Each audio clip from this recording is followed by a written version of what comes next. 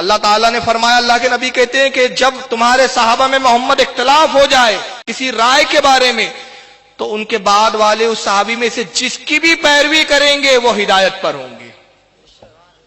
کتنی پیاری حدیث ہے۔ اب آگے حدیث کے اور الفاظ سنیے۔ حضرت عمر ابن خطاب مزید کہتے ہیں، وقال رسول اللہ صلی اللہ علیہ وسلم، اور پھر اللہ کے رسول نے یہ بھی فرمایا، اصحابی کان نجومی فبأیہم اقتدیتم اہتدیتم، اے لوگوں میرے صحابہ ستاروں کی مانند ہے، ان میں سے تم جس کی پیروی کرو گے ہدایت پالو گے۔ اسی لیے تو ہم کہتے ہیں پیروی کرو، یہ کہتے ہیں چار کیسے برحق ہو سکتے ہیں، اس کا جواب میں آگے انشاءاللہ تفصیل سے دوں گا۔ حق تو ایک ہی ہوں گا، ایک مسئلے میں امام ابو حنیفہ یہ کہتے، ایک مسئلے میں امام شافعی یہ کہتے، ایک مسئلے میں امام احمد ابن حنبل یہ کہتے، حق تو ایک ہی ہوں گا۔ یہ حدیث بتا رہی ہے کہ سب خلوص نیت رکھتے ہیں، سب مخلص ہیں دین کے بارے میں، ان چاروں میں سے جس کی پیروی کر لو ہدایت پالو گے۔ یہ مشکات کی حدیث میں نے آپ کے سامنے بھی تلاوت کی، اسی حدیث کو کہ میرے صحابہ ستاروں کی مانند ہے، اصحابی کان نجوم فبأیہم اقتدیتم اہتدیتم، اسی حدیث کو امام بہقی رحمت اللہ تعالی علیہ نے سنن کبریٰ کے اندر حدیث نمبر 152 جلد نمبر 1 صفحہ نمبر 162 کے تحت نقل کیا۔ امام دہلوی رحمت اللہ علیہ نے مسند الفردوس کے اندر جلد نمبر 4 صفحہ نمبر 160 حدیث نمبر 6497 کے ساتھ، امام ذہبی رحمت اللہ تعالی علیہ نے میزان الاعتدال جو اسماء الرجال کی کتاب ہے ان کی، اسی کتاب کی جلد نمبر 2 صفحہ 142 پر، اور خطیب بغدادی نے الکفایہ جلد نمبر 1 صفحہ 48 پر، اور حضرت امام ابن قدامہ حنبلی رحمت اللہ علیہ نے المغنی کے اندر جلد نمبر 3 میں، اور یہاں تک کہ غیر مقلد کے بڑے معتمد مصطلح دین کے نزدیک جو عالم ہیں جن کو کہتے ہیں ابن کثیر نے بھی تحفۃ الطالب جلد 1 صفحہ 45 پر بھی اس حدیث کو نقل کیا ہے۔ آئیے امام دارمی کی پھر میں ایک حدیث تلاوت کرتا ہوں، پھر بتا دوں کہ امام دارمی کون ہے۔ کون ہے امام دارمی؟ بتایا تھا میں نے، امام بخاری، امام مسلم اور امام ابو داؤد کے استاد ہے، شیخ ہے۔ کہتے ہیں عن ابی درداء رضی اللہ تعالیٰ عنہ قال، حضرت ابی درداء رضی اللہ تعالیٰ عنہ سے مروی ہے روایت کہ وہ کہتے ہیں وما نہانو لولا کلمات العلماء۔ اب یہ حدیث پہ ذرا الفاظ پہ غور کریں، کون کہہ رہا ہے؟ صحابی رسول کہہ رہا ہے۔ آپ فرماتے ہیں کہ اے لوگو اگر علماء کے اقوال نہ ہوتے تو ہم سب ہدایت حاصل نہیں کر سکتے تھے۔ کون کہہ رہا ہے؟ صحابی، یعنی ابو درداء صحابی رسول ہے، اپنے سے بڑے جو صحابی جو عالم ہیں ان کے اقوال کے محتاج ہے، کہتے ہیں کہ ہم میں اگر ایسے علم والے عالم نہ ہوتے تو ہم ہدایت حاصل نہیں کر سکتے تھے۔ تو صحابی کو بھی اپنے سے افضل صحابی کی تقلید کی ضرورت، یہ کسی کی تقلید نہیں کرنا چاہتے۔ تو آپ غور کریں کہ تقلید کا، میں اگر اس پر حدیثیں پیش کرتا رہوں تو کئی دن بول سکتا ہوں، لیکن پروگرام کا وقت تو اتنا لمبا نہیں ہے۔ آخر میں صرف ایک مشکات کی حدیث، اس پر میں یہ حدیث کا ختم کروں گا سیشن، اور اس کے بعد ان کی کتابوں سے تقلید کے لیے میں چند دلائل دوں گا۔ چنانچہ مشکات شریف کی حدیث جلد نمبر 1 ہے اور حدیث نمبر 182، جلد نمبر 1 ہے مشکات کی، حدیث نمبر 182، حدیث نمبر 182 روایت ہے عبداللہ ابن مسعود رضی اللہ تعالیٰ عنہ سے۔ عبداللہ ابن مسعود فقیہ صحابی ہے۔ اللہ کے نبی نے فرمایا، ان کی فضیلت میں ایک بات عرض کرتا چلوں، نبی پاک فرماتے ہیں ہر نبی کی امت میں ایک محدث ہوتا ہے اور ایک فقیہ ہوتا ہے۔ میری امت کا اگر کوئی محدث ہے تو وہ عمر ابن خطاب ہے، اور اگر میری امت کا کوئی فقیہ ہے تو وہ عبداللہ ابن مسعود ہے۔ یہ وہ صحابی ہے۔ اور ایک بڑی خوشخبری سنیوں کے لیے، حنفی سنیوں کے لیے، ہمارے امام کے زیادہ تر مسائل حضرت عبداللہ ابن مسعود کی حدیث سے ہے، انہی سے زیادہ حدیثیں انہوں نے نقل کی اور انہی کے احادیث پر مسائل کا استنباط کیا ہے۔ صاحب مشکات حدیث نمبر 182 میں عبداللہ ابن مسعود سے روایت نقل کرتے، کہتے وان ابن مسعود رضی اللہ تعالیٰ عنہ، کہ حضرت عبداللہ ابن مسعود رضی اللہ تعالیٰ عنہ سے روایت ہے، وہ کہتے قالا من قانا مستنن فلیستننا بمن قدمات، کہتے ہیں کہ لوگوں تم چاہتے ہو کہ ہدایت پر رہو، تم چاہتے ہو کہ کسی کے طریقے پر عمل کرو، کسی کے طریقے کو اپناؤ تو ان کے طریقے پہ اپناؤ جو انتقال کر چکے ہیں. فَإِنَّ الْحَيَّ لَا تُؤْمِنُ عَلَيْهِ الْفِتْنَةُ، اور فرماتے کہ زندوں پر فتنوں کا اندیشہ ہے. جو وصال فرما چکے وہ تو ہدایت پر انتقال کر گئے، ان کا ہدایت پر انتقال کرنا بھی ہمیں معلوم، ان کا انجام ایمان پر بخیر ہوا، وقت کے امام ہو کر انتقال کرے ہمیں معلوم. تو تم میں جو چاہتا ہے کہ ہدایت پر رہے، اچھوں کی پیروی کرے اور ہدایت پر رہے، تو اس کو چاہیے کہ جو وصال فرما چکے ان کی پیروی کرے، زندوں کی نہ کرے، اس لیے کہ زندوں پر فتنوں کا اندیشہ ہے. تو میں غیر مقلدین سے کہوں گا کہ نائک صاحب کی مت مانیے، امام ابو حنیفہ کی مانیے، اس لیے کہ ان کا وصال تو ہو چکا ہے اب، اور وہ تو الحمدللہ ہدایت پر تھے. امام شافعی کا وصال ہو چکا ہے، وہ ہدایت پر چلے گئے. تو غرض کے یہ ساری چند احادیثیں میں نے عرض کی، 6 حدیثیں میں نے آپ کے سامنے اس وقت تلاوت کی، جو اس بات پر دلالت کرتی ہیں کہ تقلید کا ثبوت قرآن میں بھی موجود ہے اور احادیث میں موجود ہے. یہاں تک کہ غیر مقلدین کے مسلم بزرگ اور ان کے پیشوا جن کو یہ بہت بڑا عالم مانتے ہیں، آئیے یہ کتاب ابھی ایک سامنے میں لا رہا ہوں آپ کے، اعلام الموقعین. یہ کتاب کس کی لکھی ہوئی ہے؟ ابن قیم کی، ابن قیم جوزیہ، ابن تیمیہ کے شاگرد. پورے غیر مقلدین وہابیہ کا سرمایہ کل کتنا میں بتا دیتا ہوں، ان کا سرمایہ کچھ زیادہ نہیں ہے. ان کا دین ابن تیمیہ سے شروع ہوتا ہے، عبد الوہاب نجدی پہ ختم ہو جاتا ہے. کتنے امام، کتنے عالم ان کے؟ ابن تیمیہ، ابن قیم، عبد الوہاب نجدی، 3. وقت آنے پہ اسماعیل دہلوی کو انکار کر دیتے ہیں. تقویۃ الایمان لاؤ تو بولتے اسماعیل دہلوی صاحب ہمارے مولانا ہے، صراط مستقیم لاؤ تو بولتے یہ ہمارے نہیں ہے. مطلب وہ 50-50 میں ابھی، مگر 3 ان کے مسلم بزرگ ہیں. چنانچہ ابن قیم کی مشہور کتاب جو میرے اس وقت ہاتھ میں ہے اور آپ کو مانیٹر پہ دکھ رہی ہوں گی، اس کتاب کا صفحہ نمبر 28، اس کی جلد نمبر 1، اور یہ انہی کے ہاں سے ترجمہ ہو کے آئی ہے. صفحہ نمبر 28 پر انہوں نے کیا لکھا ذرا دیکھیے، انڈر لائن کیا ہوا ہے. میں نے آیت کریمہ تلاوت کی تھی، یا ایھا الذین آمنوا اطیعوا اللہ واطیعوا الرسول واولی الامر منکم، اے ایمان والو اطاعت کرو اللہ کی، اطاعت کرو رسول کی اور ان کی جو تم میں حکم والے. اسی آیت کی تفسیر میں کیا لکھتے سنیے، کہتے ہیں محدثین کی جماعت کے سوا دوسری جماعت فقہا کی تھی، جن کے اقوال پر عام مسلمان عامل تھے، جنہیں احکام کے نکالنے کا خاص ملکہ تھا، جنہوں نے حلال و حرام کے قواعد اور ضوابط بنائے تھے، جو زمین پر اس طرح چمکتے تھے جیسے آسمان پر ستارے. انہی کی وجہ سے اندھیروں میں بھٹکتے ہوئے لوگ راہ پا لیتے ہیں. عوام جس قدر کھانے پینے کے محتاج ہے، اس سے بہت زیادہ ان بزرگوں کے وہ محتاج ہیں.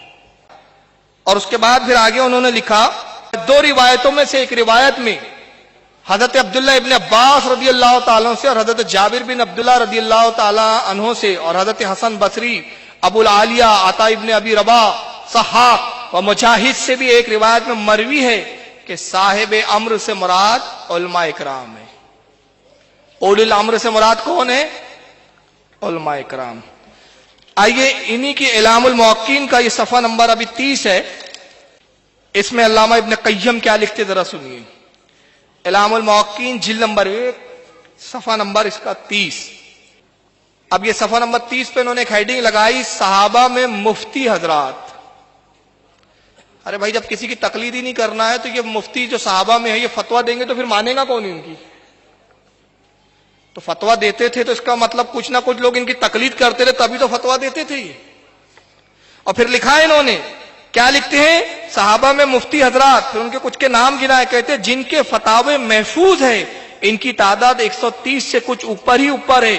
ان میں بھی کثرت سے فتویٰ دینے والے 7 بزرگ ہیں: عمر ابن خطاب، علی ابن ابی طالب، عبداللہ بن مسعود، ام المومنین عائشہ، زید بن ثابت، عبداللہ بن عباس اور عبداللہ بن عمر. یعنی ابن قیم بھی کہہ رہے ہیں کہ صحابہ میں بھی بعض علماء وہ تھے جو مفتی تھے، فتویٰ دیتے تھے اور ان کے فتووں پر دوسرے صحابہ اکرام عمل کرتے تھے. اعلام الموقعین کا صفحہ نمبر یہ 38 ہے، اس کی بھی جلد نمبر 1 ہی ہے بھی. امام احمد ابن حنبل کے بارے میں وہ لکھتے ہیں، اہل سنت کے علی الاطلاق امام حضرت احمد بن حنبل تھے. پھر ان کے آگے چند سطروں کے بعد لکھا آپ کے کلام اور آپ کے فتاوے 30 کتابوں سے بھی زیادہ لکھے گئے۔ اب جب یہ فتویٰ ماننا ہی نہیں تو پھر یہ لکھ کر مطلب کیا تھا؟ تو اس سے سمجھ میں آ رہا ہے کہ اگر یہ کتابیں لکھی گئی تو اس کا مطلب تقلید کا ثبوت تھا۔ پھر آگے لکھتے ہیں الحمدللہ اللہ سبحانہ و تعالیٰ کے فضل سے سوائے بہت ہی کم کے باقی سب ہمیں مل گیا۔ خلال نے جامع کبیر میں اس کی نصوص جمع کی ہے جو 20 جلدوں میں ہے، بلکہ اس سے بھی زیادہ۔ آپ کے مسائل، آپ کے فتاوے برابر سینہ بسینہ مروی ہوتے رہے، ہر زمانے میں ان کا چرچا رہا، چھوٹے بڑوں سے پچھلے اگلوں سے انہیں لیتے رہے۔ پس اہل سنت کے مختلف طبقوں کے آپ امام ہیں، یہاں تک کہ ان کے مذہب کے مخالف ان کے سوا اور کی تقلید کرنے والے بھی ان کے کلام اور ان کے فتووں کی عزت و عظمت کرتے ہیں، ان کی حقانیت کے متعارف ہے اور انہیں صحابہ کے فتووں کے قریب پاتے ہیں۔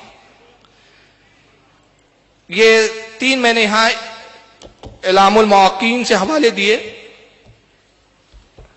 اب آگے ایک آخری بہترین حوالہ سن لیجئے اسی کا۔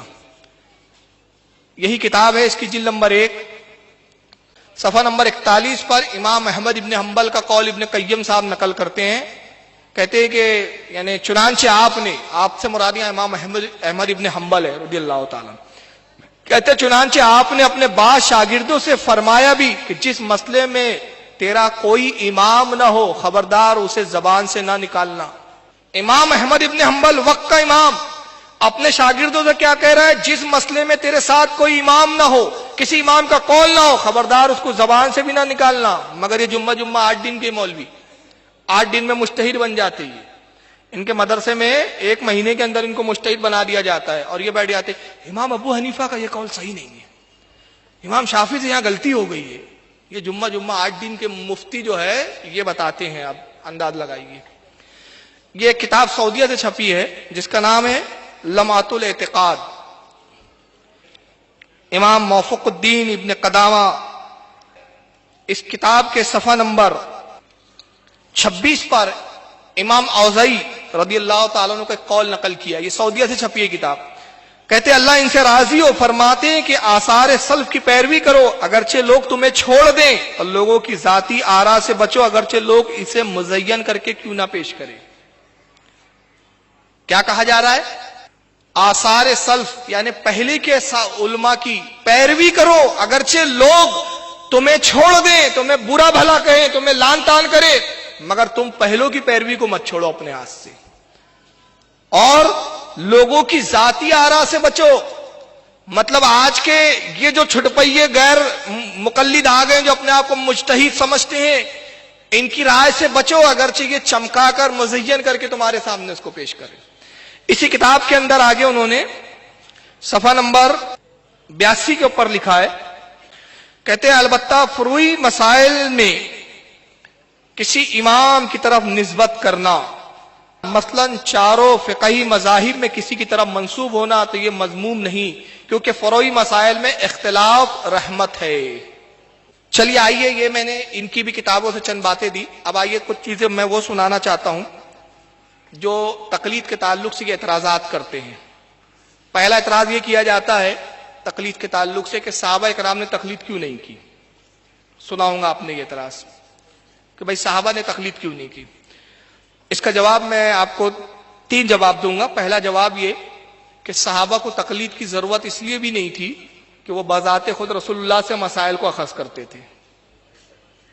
ایک چیز اس کی مثال ایسی ہے کہ آپ نے دیکھا ہوگا کہ جب جماعت زیادہ ہوتی ہے، مکبرین رکھے جاتے ہیں، تو مکبر کی آواز پر، مکبر کی تکبیرات پر رکوع اور سجود کون کرتا ہے؟ جو مکبر کے پیچھے والے ہوتے ہیں، اور جو مکبر سے پہلے ہوتے ہیں وہ کس کی آواز پر رکوع اور سجود کرتے ہیں؟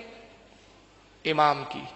تو مطلب رسول اللہ امام، ان کے پیچھے صحابہ ہے، تو صحابہ رسول اللہ کی تقلید کرتے تھے، اور صحابہ کے پیچھے وہ مکبرین جو ہمارے امام ہیں اور امام کے پیچھے ہم ہیں، تو ہمیں ان کی پیروی کرنا ہے۔ یہ ایک مثال دی میں نے۔ تو صحابہ اول تو رسول اللہ سے مسائل اخذ کرتے تھے، اور دوسرا یہ کہ رسول اللہ کے بعد عام صحابہ مجتہد اور جو ہے صحابہ تھے ان کی طرف رجوع کرتے تھے، ان کے فتاووں پر وہ عمل کرتے تھے۔ اس کی سب سے پہلی دلیل تو اعلام الموقعین کے حوالے سے میں نے بتایا کہ 6 صحابہ کے انہوں نے نام گنائے، کہ وہ 6 صحابہ وہ تھے جو فتوا دیتے تھے اور دوسرے صحابہ اس فتوے کو مانتے تھے. اور اللہ کے نبی نے خود ارشاد فرمایا علیکم بسنتی وسنت الخلفاء الراشدین، تم میرے بعد میری پیروی کرو اور میرے بعد میرے خلفاء کی پیروی کرو. تو گویا رسول اللہ نے خود حکم دیا تھا. اب تیسرا جواب یہ کہ خود صحابہ اکرام میں جو جید عالم تھے، بڑے علماء تھے، چھوٹے علماء ان کی پیروی کرتے تھے، اور اس کا حکم حضرت عمر رضی اللہ تعالیٰ عنہ نے اپنے زمانے خلافت میں ان الفاظوں میں دیا. میں حدیث کی تخریج بعد میں پڑھوں گا، پہلے حدیث کا متن پڑھتا ہوں پھر ترجمہ کروں گا انشاءاللہ. چنانچہ حدیث کے الفاظ یہ ان عمر رضی اللہ تعالیٰ عنہ، حضرت عمر رضی اللہ تعالیٰ عنہ سے روایت مروی ہے کہ حضرت عمر نے کہا قال، وہ کہتے ہیں من اراد ان یسأل عن القرآن فلیاتی ابی ابن قعب. حضرت عمر کہتے ہیں کہ اے لوگوں، تم میں سے جو چاہتا ہو کہ قرآن کے بارے میں جاننا چاہتا ہے، قرآن جانے، تو اس کو چاہیے کہ ابی ابن قعب کی طرف وہ رجوع کرے. کس کی طرف رجوع کرے؟ ابی ابن قعب رضی اللہ، صحابی رسول ہے یہ. ومن اراد ان یسأل عن الفرائض فلیاتی زید بن ثابت. اور جو تم میں چاہتا ہے کہ فرائض کے بارے میں جانکاری حاصل کرے، فرائض کے بارے میں معلومات حاصل کرنا چاہتا ہے، اس کو چاہیے کہ وہ زید ابن ثابت کی طرف رجوع کرے، ان سے مسائل پوچھے. حضرت عمر فرماتے ہیں ومن اراد ان یسأل عن الفقہ فلیاتی معاذ ابن جبل رضی اللہ تعالیٰ عنہ. اور تم میں جو چاہتا ہے کہ فقہ کے مسائل جانے، مسئلہ و مسائل کو جانے، احکام کو سمجھے، تو اس کو چاہیے کہ معاذ ابن جبل کی طرف وہ رجوع کرے. پھر آگے آپ فرماتے ہیں وَمَنْ أَرَادَ أَنْ يَسْأَلَ عَنِ الْمَالِ فَلْيَأْتِنِي فَإِنَّ اللَّهَ تَعَالَى جَعَلَنِي لَهُ خَزِينًا وَقَاسِمًا.